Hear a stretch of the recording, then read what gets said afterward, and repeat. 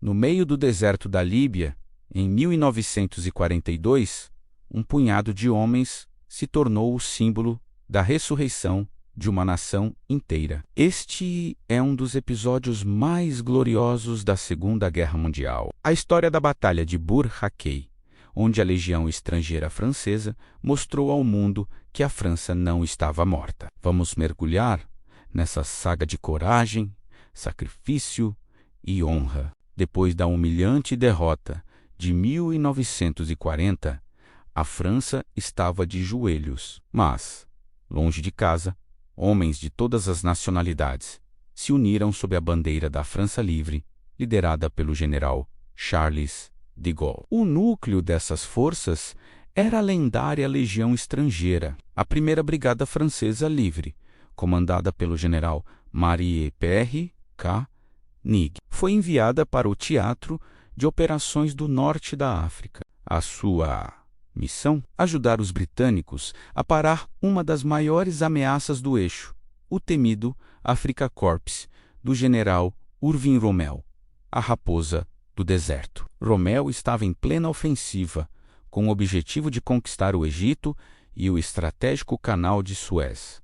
Para detê-lo, os aliados criaram uma linha defensiva chamada Linha de Gazala. E no ponto mais ao sul, no meio do nada, estava Bur-Hakay. Imagine um lugar desolado, as ruínas de um antigo forte otomano, sem água, sem vegetação, apenas areia, pedras e um sol escaldante.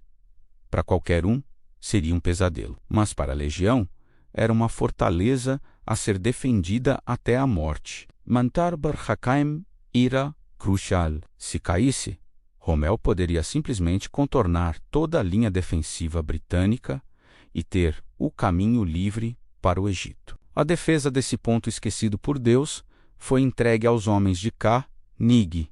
Em 26 de maio de 1942, o inferno começou. Cerca de 3.700 soldados da França Livre, a maioria legionários, se viram cercados por uma força esmagadora de mais de 37.000 soldados alemães e italianos. A desproporção era absurda, quase 10 para 1. E o que era fascinante sobre esses defensores é que eles vinham de todos os cantos do mundo. Havia franceses, claro, mas também espanhóis que lutaram contra Franco, e até mesmo alemães e austríacos que fugiram do regime nazista para lutar contra ele. Para esses homens, a captura não era uma opção, significava execução certa como traidores. Durante 16 dias, a guarnição de Bur-Hakay resistiu a um bombardeio incessante. Os temidos bombardeiros de mergulho Stuka alemães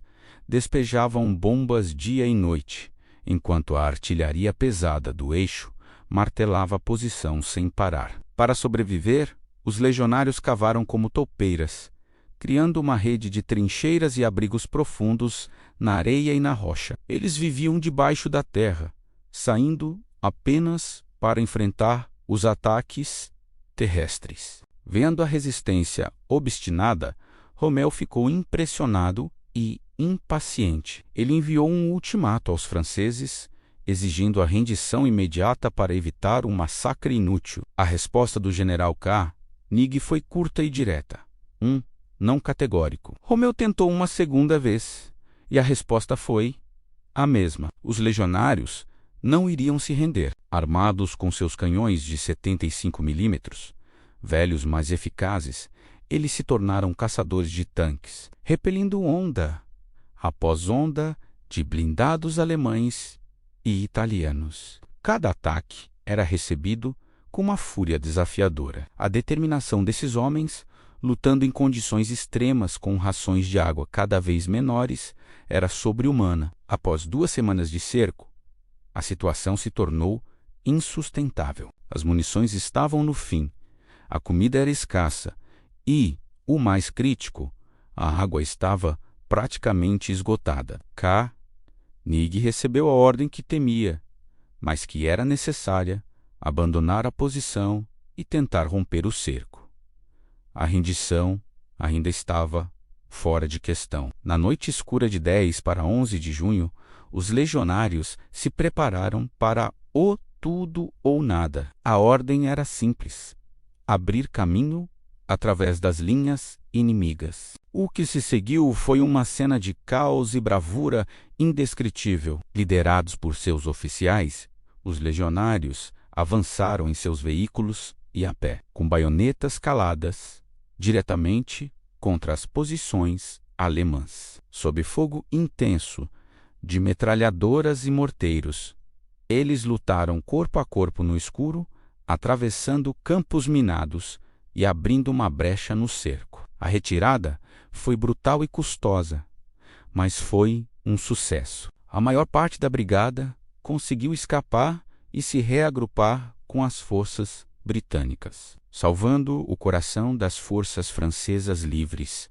para lutar outro dia. Eles deixaram para trás um campo de batalha fumegante e um inimigo atônito com sua ferocidade. Embora Beraquei tenha caído, a batalha foi uma vitória estratégica e moral retumbante para os aliados. Primeiro, o atraso. Aqueles 16 dias de resistência heróica atrasaram o avanço de Rommel de forma crítica. Esse tempo foi vital para que o 8º Exército Britânico pudesse se reorganizar e preparar as defesas em Alamein, o local onde a maré da guerra no deserto finalmente viraria contra o eixo. Segundo, o prestígio. Beraquei provou ao mundo, e especialmente aos céticos Winston Churchill e Franklin Roosevelt, que os soldados franceses ainda eram uma força de combate formidável. A notícia da resistência se espalhou como fogo,